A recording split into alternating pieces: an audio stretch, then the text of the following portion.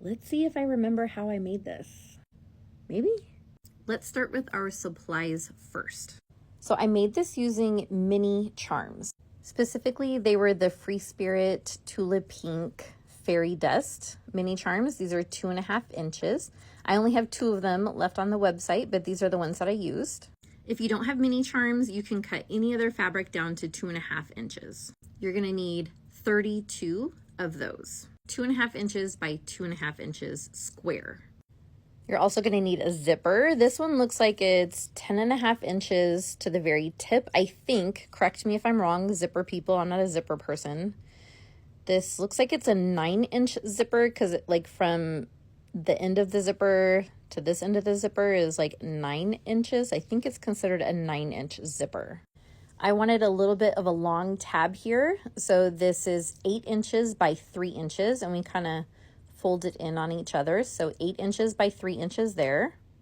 The inside lining there, you're gonna want 2 pieces that are 8.5 by 8.5. And then you're also gonna need some batting. I just used some of my leftover quilt batting that was 100% cotton. I didn't use like that poly batting that's kind of like lofty. I just used some solid 100% cotton. So your first step is gonna be sewing all of your little charm pieces together.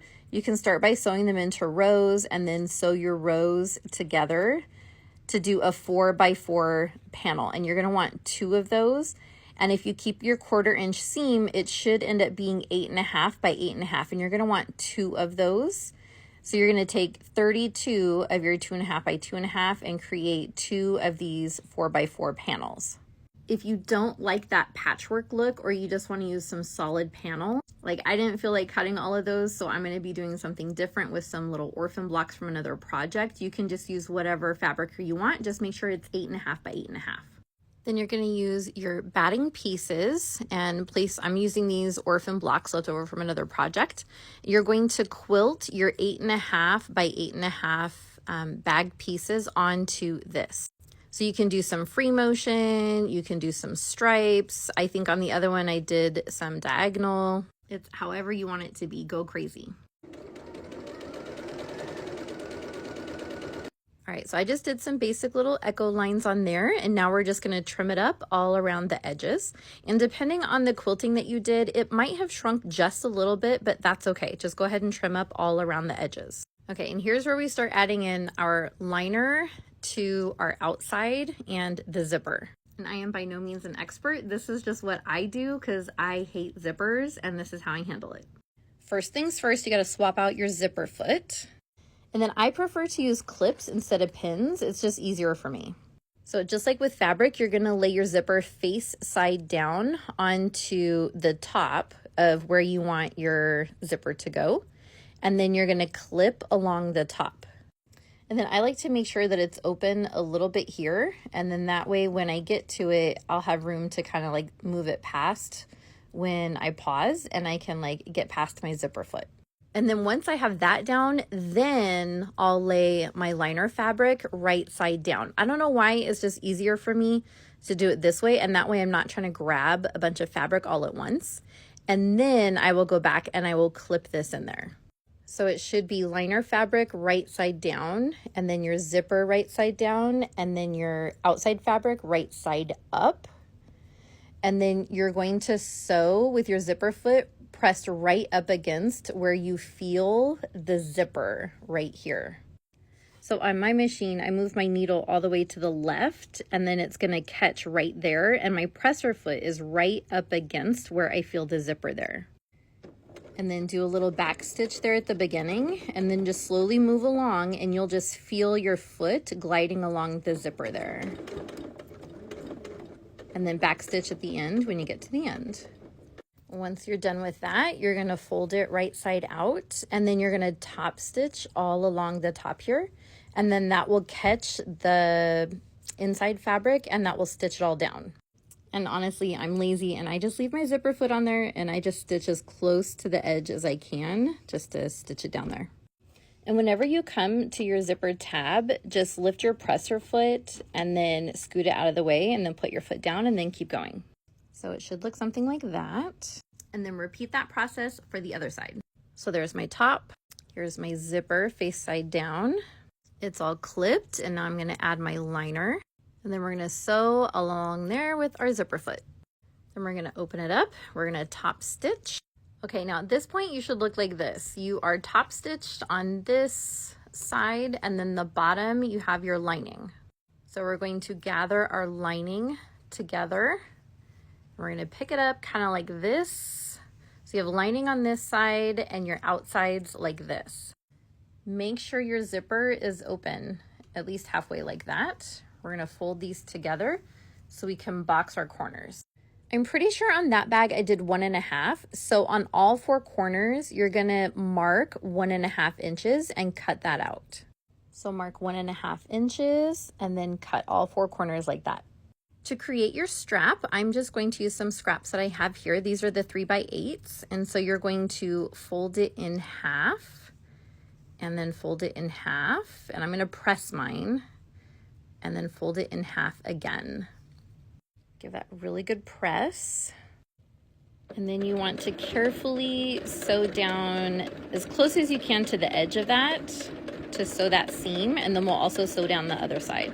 All right, and then we fold it in half once we have it sewn on both sides, and we're going to stick it on the inside here. And we're going to pin it just below where our zipper is. So this is our outside fabric and this is our lining fabric. So just below where our zipper is, we're gonna pin it in there or clip it in there. And then that way when we turn it right side out, it's gonna be right below our zipper, and then we can have a little handle for our bag.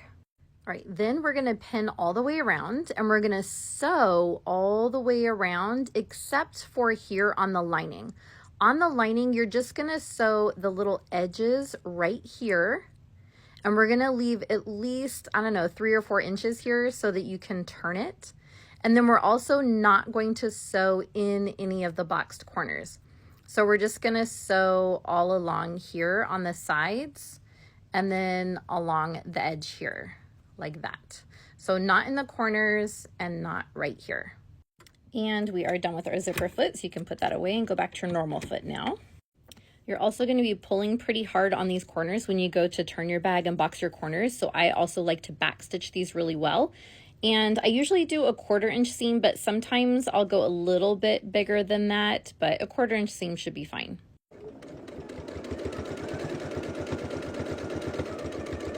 Now this right here is where we're going to sew over our strap. So it might be a little thick for you, and you might need to increase your stitch length just a little bit so that you don't have any skipped stitches. I also like to back stitch over this several times, and I usually also back stitch over my zipper.